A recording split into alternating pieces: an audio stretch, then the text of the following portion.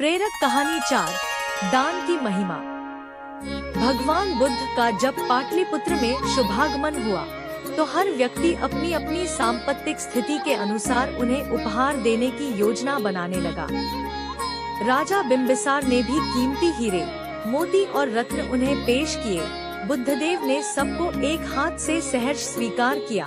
इसके बाद मंत्रियों, सेठों, साहूकारों ने अपने अपने उपहार उन्हें अर्पित किए और बुद्धदेव ने उन सबको एक हाथ से स्वीकार कर लिया। इतने में एक बुढ़िया लाठी टेकते वहां आई। बुद्धदेव को प्रणाम कर वह बोली, भगवन, जिस समय आपके आने का समाचार मुझे मिला उस समय मैं यह अनार खा रही थी। मेरे पास कोई दूसरी चीज न होने के कारण मैं इस अधखाए फल को ही ले आई हूँ।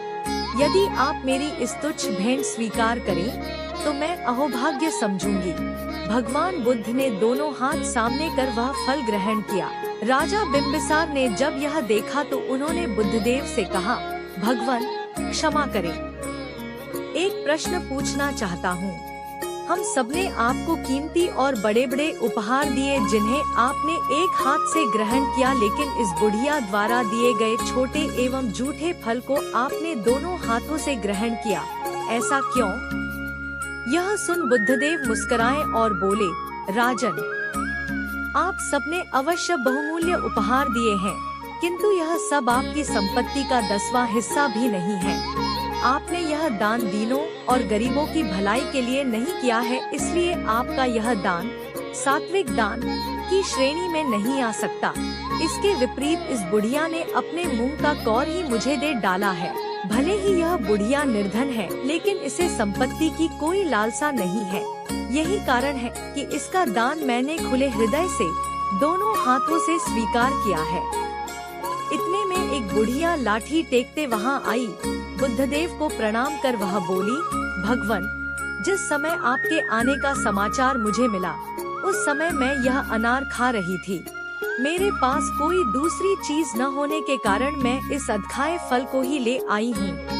यदि आप मेरी इस तुच्छ भेंट स्वीकार करें तो मैं अहोभाग्य समझूंगी। भगवान बुद्ध ने दोनों हाथ सामने कर वह फल ग्रहण किया। राजा बिंबिसार ने जब यह देखा तो उन्होंने बुद्धदेव से कहा, भगवन, क्षमा करें, एक प्रश्न पूछना चाहता हूँ। हम सबने आपको कीमती और बड़े बड़े उपहार दिए जिन्हें आपने एक हाथ से ग्रहण किया, लेकिन इस बुढ़िया द्वारा दिए गए छोटे एवं जूठे फल को आपने दोनों हाथों से ग्रहण किया, ऐसा क्यों?